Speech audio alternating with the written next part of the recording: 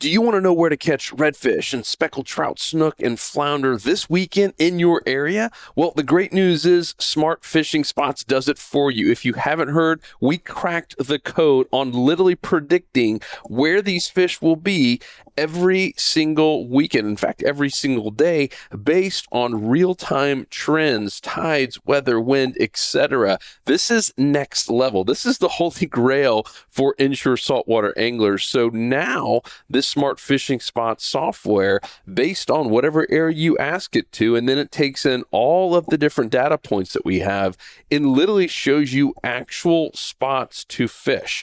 I'm going to repeat that. It literally shows you actual spots to fish, highlights them. You can actually take the coordinates down and then go fish those spots. And it changes every single week. Unlike those old maps that, have been the same spots for 40 plus years, this is literally changing every week based on all the data that is coming in. There's nothing like it, and this will change the way you fish and ultimately save you tons of time. The best news is it's completely free to all of our insider members. So members, get in there if you haven't seen this new feature yet. If you're not a member, what the heck are you waiting on? Someone to literally show you where to fish this weekend, because that's what we've done. Go to saltstrong.com, join the club, and you'll get unlimited access to Smart Fishing Spots. See you inside and enjoy the show. It's fishing, it's in my soul. Welcome to the Salt Strong Podcast, disrupting fishing entertainment as you know it. Prepare to laugh. Prepare to get to know fishing legends in a whole new and unfiltered way. And on occasion, you might even learn a thing or two about fishing. Here's your host, Joe Simons. Like diamonds. Hello, Salt Strong Nation. Joe Simons, like diamonds, back again. We're talking about the beginner's guide to inshore fishing. This is like the inshore fishing 101. It's a PDF/ebook. That's what the cool kids are calling it these days. It's been out for, 30 or so days, Barry, maybe. Yeah, that sounds about right. About a month, and already raving reviews. It's just incredibly helpful. And it's even helpful for non-beginners, meaning people who have been fishing maybe their whole lives, or maybe have been fishing for bass or other species, and now are getting into inshore fishing. And man, do I really need all this new equipment? And what about tides and what all? It's everything we all wish someone had told us when we were first getting started. This should cut off years and years of the trial and error and just simplify everything, especially on the tackle side. We spend a lot of time talking about tackle just because tackle gets talked about so much. And a lot of people think you need all this fancy stuff. And the fancy stuff's good, but you do not have to have it. And I think it actually is a detriment in the beginning when you just focus so much on all this tackle instead of just focusing on finding the fish, which is the whole point of our Insider Club. Obviously is finding the fish, because you can find the fish. You don't need all the fancy stuff. Everything becomes easier when you find the fish. That's really what this whole PDF leads up to. And if State of the End will give you the ability to get it for free. Obviously, if you're an insider member, listen to this. It's already in your PDF cheat sheet library. And you can go get that one along with the other 30 or 40 PDFs that we have there in the cheat sheet library. So if you're not an insider member, what the heck are you waiting for? But I will give you one more chance to join if you haven't already towards the end. But for now, welcome to the show. First time ever, Barry Nicholson. What's up, Barry? Reverend Barry, that is. Well, Reverend Barry is my stage name because I am a semi-professional musician, but I am not a reverend. I don't even play one on TV. Oh, boy. But on stage, you do. Yeah, indeed. Reverend Barry and the Funk. So I got Barry on because Barry was the one who wrote this. So all of the past books and ebooks have been done by Luke or myself. And Barry was really a perfect person for this because he's been on our team now as a full-time employee for some time, but he was also a beginner not that long ago and went through all of these, right? I mean, just like pull your hair out moments, like, why can't this be simpler? And then finally kind of it all started clicking.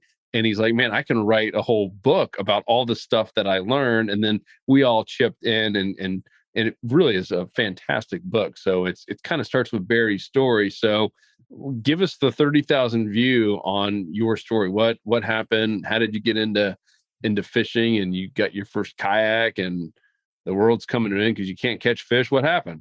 Well, speaking of worlds come to an end, that was a great segue because it's all happened during the pandemic. So, like I mentioned, I was a professional musician or am, and so I'm used to spending every weekend playing gigs. And then, of course, for 6 months, when the world shut down, I can't play any gigs. So all I'm doing is going, on Sundays, at least in Florida, we could go to the beach. That was the one thing that we could do. And so I'd go to the beach with my wife and I'd look out onto the water and I happened to notice all these boats going by. They were leaving the close by jetty. And I just, sitting there on the beach thinking about how I'd like to be out in the water doing something as opposed to just sitting there on the sand. One thing led to another. And I just declared to my wife, I'm going to take up fishing, to which I think she laughed audibly because I had never fished a day in my life. She had actually fished more than I had when she was a kid. Her dad used to take her out. My dad had no such skills. And so, it was really kind of outrageous for me to even say that. But we had went on a staycation, because that's, again, what you did during the pandemic with our teenage kids. And during that time, we had kayaked. Again, my very first time on a kayak. And I always said that if I wouldn't have known a redfish had it jumped in the kayak. I didn't know what a redfish even was. So we had bought these kayaks, and I thought that was pretty interesting for the first trip. And then after that, I thought I need to be able to do something on these things.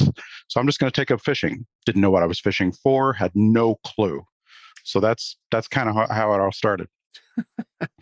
So you got is it even a fishing kayak? Like, does it have rod holders? Like, does it have anything? Yeah, to be honest, Joe, I can't really remember the order of things. I'm sure my wife does because she remembers these details. But I can't remember if we bought the kayak first, if I decided to do fishing first. But yes, to answer your question, it happened to be it was a very old ocean kayak. Okay. We had two big ones, extremely heavy. Bought a big rack, then decided to put them on the roof of my SUV, and it was all I could do to lift it up there. That was one of my mistakes that I didn't mention in the book, but that's a bonus mistake that I'll throw out there, as I've made my share. So you get this kayak, and what do? Like, how did you find your first spot? Where did you fish?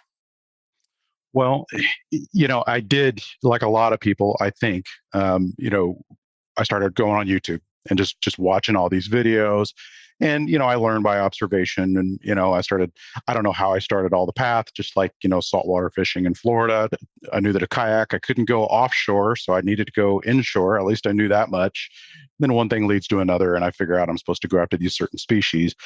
Have no idea how to go about that. And then all roads kind of led back to Salt Strong, because it seemed like all the other videos that I would watch from a lot of these other gurus, and they were entertaining, and I still watch some of them, and they're almost like fishing TV shows that just happen to be on YouTube, but there's no real instruction. Whereas Salt Strong was sort of the opposite. It's like most of the videos were instructional, and so I really, as a beginner, I just found myself gravitating all the time. So I would just learn, okay, grass flat, mangrove. Okay, I need to kind of go maybe close to one of those things, and and then I'd be like, okay, so I found a kayak launch close to my house. There's actually 5 minutes. I live. You're in Sarasota area. Yeah, I'm slightly south of Sarasota and Osprey. So, I got a kayak launch 5 minutes from the house. That's cool. Doesn't mean there's fish close to it. But nevertheless, so I kind of did that. And, but I was starting cold again, had no idea what gear to buy, any of those kinds of things. So did you catch any fish your first trip? No, my wife did. Of course. Oh man. The first, I know now that it was a trout, but I didn't know then. I just knew it was a fish. And of course she didn't want to touch it. And so, I'm paddling like mad to get over to where she was. I feel so bad. I'm sure the fish probably died because neither one of us really even knew how to get it off the hook. Oh, and gosh. Wow, these things are slippery too, You've come so far in a short time, my friend. That I have. That I can say. That absolutely. I've been on a hyper learning curve, that's for sure. Oh my gosh. All right. So first trip wasn't a bust. Wife catches a fish. you guys are getting excited. You at this point, you're not on with Salt Strong, right? You're not. Oh no, Yeah, no. you're. This is much earlier. So you're just going all in. You join the Insider Club, and where did a lot of the failure come from? Because that's what you spent a lot of time on this ebook, right? It's just talking about, man, I wish I would have known this. I wish I would have not bought these rods and just stuck with this. Where was the worst part of the failure? Like, what was it like? Man, I really wish I would have done this differently. Well, I mean, my gosh, so I'm going to Amazon. I spent a ton of money on Amazon. I remember like those stimulus checks. Remember that's the I was gainfully employed at the time. We actually both were. So when they sent us a stimulus check, I was like, fishing gear money, it was just like manna from heaven. And so I started buying stuff on Amazon. And then I think, well, Walmart was still open. And so I would just go to Walmart and I would watch some random YouTube video of some guy. I remember he said, all you need is this, what are those ugly stick rods? That's all you need. Didn't talk about sizes or lengths or anything like that. And then, and then like the reels, I don't know how I made the decision. Well, I think the same guy may have recommended, you need this pin so-and-so. And I'm like, okay, good. I think, sure enough, they had those at Walmart. So that's why I bought it, and then as far as it was just a constant flow of watching videos. Some guy would make a recommendation. I remember there was a guy, it was actually a Sarasota guide, said the only thing you need to catch redfish is a gold spoon. So of course I go right to Amazon, put a gold spoon in my cart, and so I had no idea how to fish it, or where I should cast or anything like that. But so it was just so much of this, just trial and error, just buying things. And I have all sorts of stuff in the garage. I've got cast nets in the garage I've never used. I've got all that kind of stuff. So roundabout answer to your question, and really what I spent a lot of time doing in the guide in the beginning is, if I knew then what I know now, these are the things that I would have bought, and these are the things I absolutely would not have bought because I know better. Yep. It would have saved me a lot more money, and it probably would have caught me a lot more fish. I would have had nicer rods earlier. So yeah, I mean, gosh, the list just goes on and on. Yeah, no ugly stick. No, I've already I sold those in a garage sale, I think, for $15 for a piece. And what's interesting, I've shared this story before in the past. It's been a while though. In our own father, obviously supports Luke and I, and is a big believer in Salt Strong, and obviously a member, and has been for many, many years. But in the very early days, it wasn't clicking for him, because YouTube was around. Obviously, it wasn't as big in the fishing space as it is today, 7 years ago. But it was obviously around. There's tons of stuff out there, and we're like in year one, and my dad's just like, well, like, can't you find the answers to all this stuff that you're teaching on YouTube? And I said, yeah, you probably could. Just like you found it, right? You can go from one video to another. And I said, but Dad, check this out. We got on my computer and I went into YouTube, and I still have the screenshot of it. We used it in a video one time. And I just typed into YouTube, which is essentially a search engine. And I typed in how to catch redfish, just that one phrase. And do you know the answer? How many different video iterations came up for that one question? Oh, I can imagine 100,000. Yeah, it was over. It was like 137,200 or whatever. So I got on my little calculator phone and I said, Dad, all right, and in the first video, by the way, was two old dudes in Texas catching redfish, and it was like 32 minutes long, and they were really just joshing around and having a good old time drinking beers. Mm-hmm. And the next video was like 28 minutes long, and same deal. There was no real teaching. It was just seeing, back then it was a lot of the weirdest stuff made it to the very top. And so I said, Dad, take those first two out, which were over about 25 to 35 minutes long. I was like, let's just assume the average video about catching redfish is 5 minutes long. And we literally did the math. And I was like, it would take you 2.2 years if all you did was what Barry did, right? Is just go from video to video. And that's 24 hours a day, nonstop, no sleeping, no eating, no even fishing. So I get 2.2 years just to get through all those videos. And I'm pretty certain if you had that kind of time and you watch that many videos on catching redfish, you would end up more confused than ever before and definitely broke. Because you just bought all this stuff, and he finally got it. Like that was his, I get it. You're saving me time, right? Which is money. You're saving me all the headaches and the heartaches and all the wasted trips to Walmart or Amazon or whatever. And that was when he finally got it. He's like, I get it now. And he shared that story with, his friends. Like, man, they're taking, just like with college, right? I mean, and maybe that's a little bit different, but with a lot of colleges now, even MIT, they're streaming 100% of their lectures, right? Out there. But I mean, what is it? Why would I even go get a college degree? Well, I mean, there's the benefits of being there, benefits of being able to ask the teacher real questions instead of just watching, the benefits of having the collective student body and friends in a dorm and study groups. I mean, there's always a benefit. It can't just be about watching a video and figuring everything out about an entire sport or entire species. And it's the same with this, with this PDF. There's no way you're going to be able to read it, right? And just all of a sudden start catching a bazillion fish. But doggone, it could definitely cut out years of struggle and trial and error. I thought it was very helpful too of what you said. You didn't just say, here's what you need, because some people would say, well, I saw this other person. You say, here's exactly what you don't need as well. I know because I've tried it.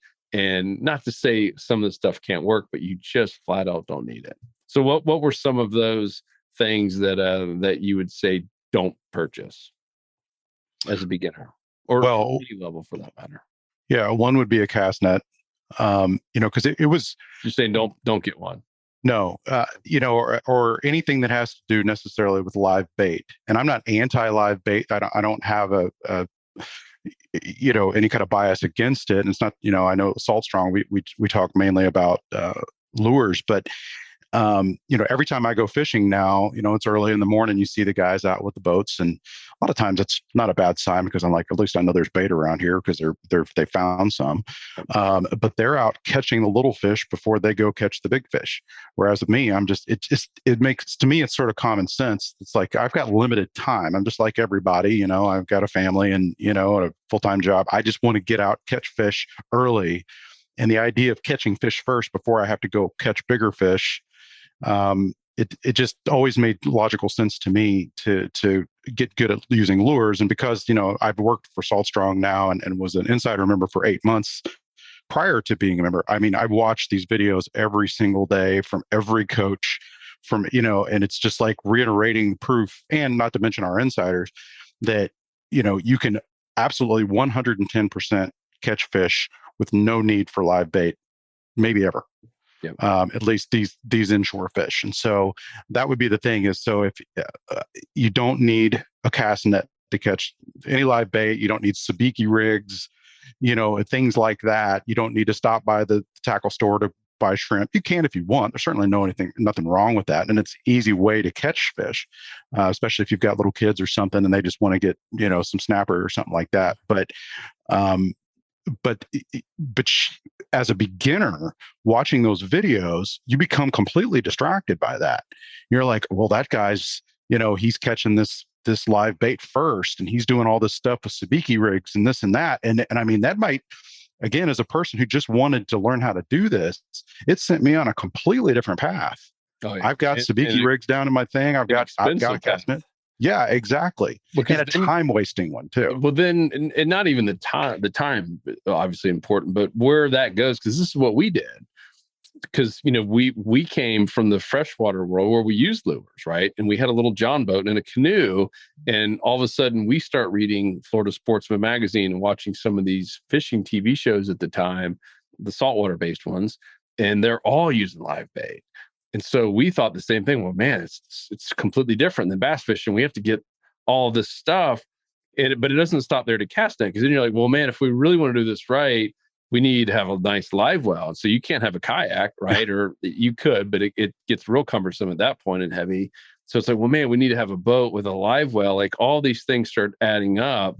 And I wish someone had told us that. We still use live bait. We still have boats with live wells. But to Barry's point, if you just want to simplify it and have a ton more control and a ton more freedom, I would highly recommend you don't even try live bait until you can at least catch some fish with lures. And it's just so much more. It's satisfying, but I think the freedom and control are the two biggest words. Because to Bear's point, now you're not having to have all this other stuff to keep your bait alive. You're not having to go out an hour earlier just to hope and pray that you know where the bait is. And then in the wintertime, guess what happens? The bait is almost gone, if not completely void in many areas. And then it's like, what do you do? And I got friends still, Luke and I, we don't poke fun of them, but we definitely poke them a little bit. Like, guys, maybe you want to figure this out. And they literally don't fish the entire winter. As soon as the bait's gone, they just like, they don't know what to do. And it's not that hard to learn how to catch fish with lures. You still go on to the same kind of spots. You're still trying to find the feeding zones, and talk about that. Talk about the lures. Maybe your journey of what you did versus, I'm guessing, simplify at some point. Well, I mean, I just got a confidence bait. I mean, I got early on with Slam Shady 2.0. Oh yeah. You know, and and kind of go back a little bit. A really important thing, and this is part of my journey, and one thing led to the other, was I think I watched the 90/10 webinar on YouTube. And if you haven't seen that before, you can just go to YouTube or go to our blog and look up 90/10 webinar or 90/10 zone and watch that training. It's fantastic. And then of course you presented the concept of the Insider Club. But the one thing that really latched me in, got me in was that you had the weekly game plan. Mm-hmm. You know, and that's basically where Luke spends 10 minutes. He goes through and, you know, so it's fresh information. It's Friday. I know he's in Tampa Bay, and he's going to say these are the types of spots that you need to fish right now. If it's wintertime, you need to be up in these creeks, this, that, and the other thing. And that honestly was the thing that I wanted. I wanted a coach essentially to say, go here and fish here and use this type of bait. You know, mainly it was just go here. So I got on the weekly game plan first, and then certainly along the line, I ended up buying the Slam Shadies because obviously it was talked about so much, and you know, and so the first fish that we caught, you know, definitely that trout that was on a Slam Shady. I mean, it was, you know, so I just got to using that. I got really used to that. I think I might have graduated to the bomber a little bit later. I haven't even used a jerk shad until, you know, about a year ago. But, you know, that's why they call it a confidence bait. At least I can go out there and do that. And now, of course, I always use it with Dr. Juice, which is a fish scent that, and again, that makes perfect sense to me because fish have such a powerful sense of smell. So putting it onto that piece of plastic makes total sense, and it works. Yep. I mean, I won't fish without it, and my pants smell like it. Yeah. I went fishing today. I can still smell it on my hands. Yeah. If you want to, guys, hint, this is why I've been married for 30 years, because you learn things like don't put your fishing pants in with the rest of the laundry or you'll be in the doghouse. Yeah. I have to do my own laundry now because of that. There's no mixing. Joe, it's Lauren, the kids, all that stuff together. Mine has its own smell basket, basically. Yeah, I believe it. Yeah, especially in the summertime, it's a mix of all sorts of smells. Mm-hmm. All right. So what else? What were some other big maybe chapters and learning lessons? Maybe some other things to avoid. Some things to avoid. Another one would be like, I was thinking about this today, you know, when we were first fishing flats, I didn't really understand the difference between weedless hooks and jig heads. You know, we were just fishing with jig heads. Looks like a hook's got a weight on it. Okay, you throw it out there with paddle tails. We're just like, man, this stinks. We keep pulling in all this seaweed. You know, I didn't know what a weedless hook was. You know, and then, you know, so now it's like, it's funny. I hardly, you know, that's always my go-to. Now with the Haas hooks, those are great. You know, but just knowing the difference, that's where I got a little bit more advanced when I started figuring out depths and and how to these different rigs essentially. Yeah. And how to keep yourself from getting hooked up or hung up. Another huge revelation for me when I finally did graduate away from the ugly stick and got, I think my first real rod, quote unquote, was a TFO Pro. It's a great rod. I mean, I couldn't believe how far I could cast with that thing compared to the old rod. And in fact, a funny story was that, when I was very, very first fishing, I remember seeing this guy that was wade fishing came out close to where I've been kayak fishing in this one spot. And man, he'd made one cast and I just watched it go across the sky. And I was like, man, I mean, I was like, what is that guy doing different than me? Because he's no stronger than me. I thought I had to have some certain technique or whatever, but I didn't realize it was my rod. We call them wet noodles for a reason. It's like, but until you really feel the difference or put it into practice, and then the idea that that trout, especially on those shallow flats, I mean, they're extremely sensitive and they know you're there, and so it makes sense that you need to get that lure a mile away from you if you can. Yep. And it's not your strength, it's not your technique, it's that rod. That rod will launch that thing, and it was a revelation. So it's like that is exactly when I think I had like 3 or 4 cheap rods. I replaced them all. So I've got like TFOs, I've got a Bull Bay, and I can't wait for the new rod to come out. Because the difference was so dramatic. I couldn't believe it. It's crazy. And I remember we had a gentleman on our boat one time. He was catching nothing, and we were on a flat, and Luke and I were bombing. We were all using the same lures, Slam Shady, and we're just making bombs. And he's like, I'm talking like, I want to say 20 to even 30, maybe 40 feet, like less. Like it was bad. And and we're on the same boat, right? We're on the same little Maverick and the same skiff. And he's like, what are you guys doing? And we saw, so he didn't have your problem. He didn't have the wet noodle. He's a live bait guy. All he had was this super stiff Shimano. It was just like using a broomstick. It was the opposite. It was just stiff as could be, and he couldn't make a cast. And because he never really had to, right? He was used to making a short cast and letting the bait go swim around. And we let him use one of ours. And it was just like this light bulb went off. He's like, I get it now. He's like, this is game changing. And that's why we talk about the importance of a great rod over reel. I think that's a big misconception you talk about as well, is so many people want to put the reel first. We did forever. And that rod, it's doing all the most important work. It's getting it out there further. It's setting the hook, right? It's actually fighting the fish, like, especially the bigger fish. I mean, like today we caught some big snook. I mean, that it was the rod. The reel was just taking line in and out.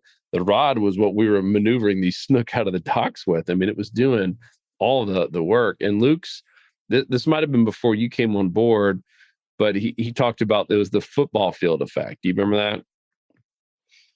You ever hear that with casting? So this is where it really became aha moment for a lot of people. So he says, all right, let's just say it's Luke and Joe. We're similar in terms of fishing and hours in the water, etc. And Luke's got a perfectly balanced 7.6 rod, and I've got a 7-foot rod. Maybe not as balanced, maybe with more live bait stuff. And Luke said, all right, if we're both on a flat and we're, to your point, Barry, we're trying to get as far away from the boat as possible, right? That's the further away in general, the better the chance the fish there don't know that we're there yet, right? So I have a better shot at the fish that are further away versus the fish that are right below us, if there are any. And he says, all right, so let's just say I can only get 10 more feet per cast. And right, with lures, you're making, you name it. Let's just say it is 30 casts every 5 minutes, 10 minutes, whatever it is. And he did the math and actually timed it. And it turned out he was getting an extra football field of length every hour and 15 minutes, if he could just cast 10 feet further using artificial lures. And so if you had an 8-day or an 8-hour day, if you're out there all day long, that's 8 football fields of in the best possible zone there is. No wonder he catches so many fish. Right. I mean, and that's when people are like, whoa, that's amazing. Even in just 1 hour, we're talking about an extra football field of the prime time feeding zone versus the other person. So yeah, that is so critical. Yeah, no doubt. I mean, we're, I guess, as men or anything, you're going to be attracted to the reels, right? They're the little machines that look cool. They've got all the cool, shiny parts and all that, and they are important. But I think in another podcast, you guys have talked about all reels do the same thing. All the spinning reels, they're all the same functionality. And when it comes to casting, all they're doing is letting the line out. A cheap one does it the same as a very expensive one.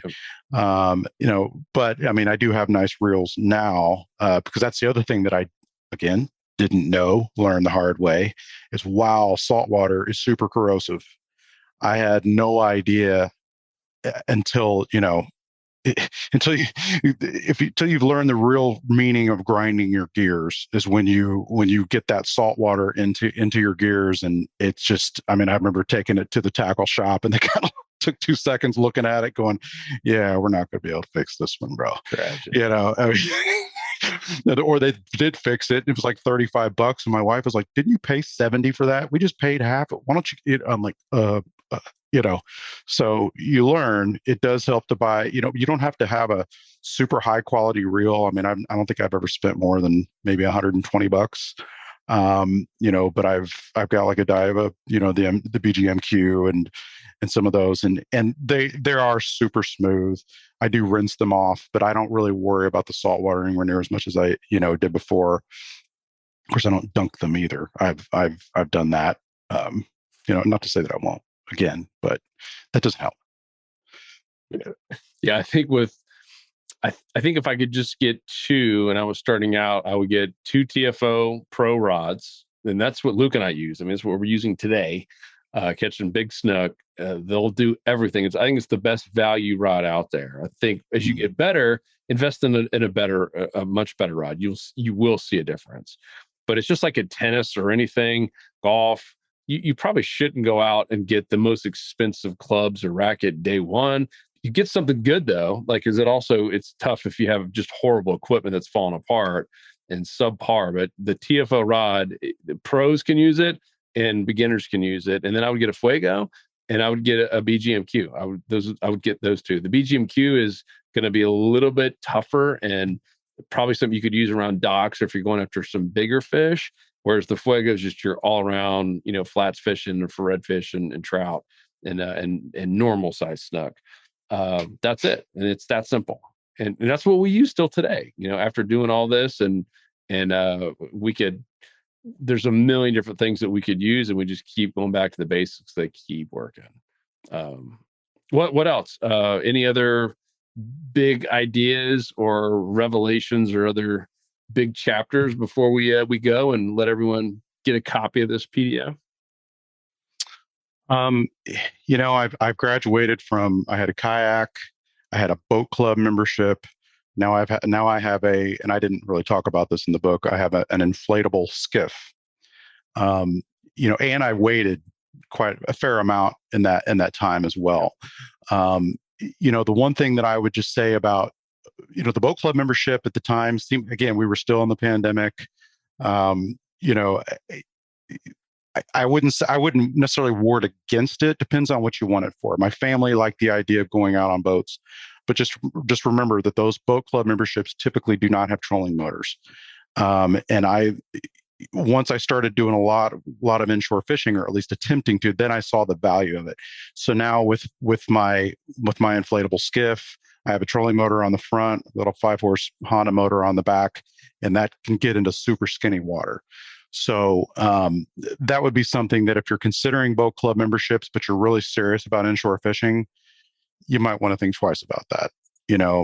But that was a learning lesson for me, just as far as was I valued, because I found my family, it's like we went boating a few times and all of a sudden they kind of lost interest. So but being able to get into that super skinny water and using trolling motors to get up, I've had some fishermen say that they'd rather fish without a hook than fish without a trolling motor, and I can kind of see why. Yeah, it'd be tough. Yeah, not impossible. I mean, we did that 3-part series on the Freedom Boat Club. And we caught a lot of fish, but it definitely eliminates things that you just can't do, unfortunately. Yeah, for sure. Cool. All right. So where can everybody get a copy of this bad boy? Insiders already have it in their library. Yeah, the Insiders, you just go to the you go to your cheat sheets area and you'll see it right there. It's called The Ultimate Beginner's Guide to Inshore Saltwater Fishing. And then we're going to put a description or in the description below the podcast, we'll have a link to where you can go. If you're not an insider, you can go just opt in to get it.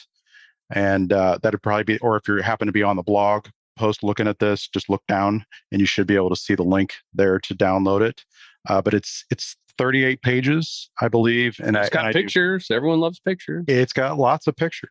But again, it just goes through all the tackle. Buy this, don't buy this. This is really what you need. This is probably optional.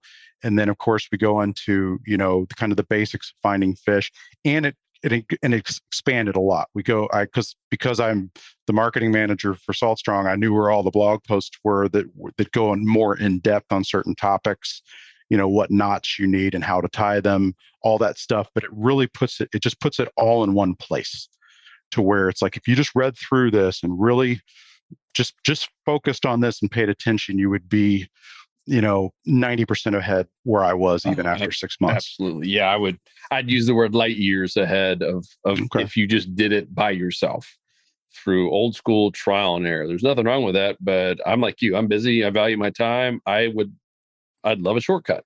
So this is it's a shortcut. And get it even if you're, and let's just say on a scale of 1 to 10, 1 being brand new newbie and 10 being a full-time guide or a pro, even if you're a 3 or 4 or 5, get it and check it out. It is very well laid out. As Barry said, tons of different pictures and tons of different links to kind of everything that truly is important out there. And it will definitely save you some time. And then the other piece of it, this is, I think we talked, yours is about 30 days old, if you will. I mean, it's still a brand new PDF, but what's happened in the last 30 days is all the smart spots with the smart fishing spots. So definitely check that out. If you haven't, that's at saltstrong.com. If you're a member, you'll see where you can download it right to your phone, tablet, computer, etc. And if you're not a member, what the heck are you waiting on? Someone to grab you by the hand and show you where to fish every week, because that's exactly what it does. I mean, these smart spots, remember the old school maps, right? They're great. It's a great starting point, but the maps haven't moved in 30, 40, 50 years. It's the same old spots, and fish are moving every single day. They move every single tide cycle. They certainly move every single season. And so our smart spots are taking human intelligence, actually like real guides, like real pros, are putting their human intelligence in there on the best types of spots for certain scenarios. And it ties in with the artificial intelligence, which is bringing in data like the wind and the weather and all of these barometric pressure and all this. And then it's using a combination of those to predict the best spots in your area. And we have it from Texas to Florida to Virginia and everywhere in between. And we're adding new areas all the time, and new spots are going up literally daily now. So it just continues to get better and better and stronger, and really cool testimonials have been coming in. Wow. Some legit fish. It's been really cool to see that. Yeah. I mean, it's amazing. And I remember my first trip out after the oysters feature was released, the oyster bar feature. Yep. Again, if you haven't seen it yet, you could just click on a button and it reveals where all these oyster bars are within the entire state of Florida, because it comes in from the Florida Wildlife Commission, I believe, right? And there was this area that I'd fished before, didn't know there was an oyster bar there, and it was a big one.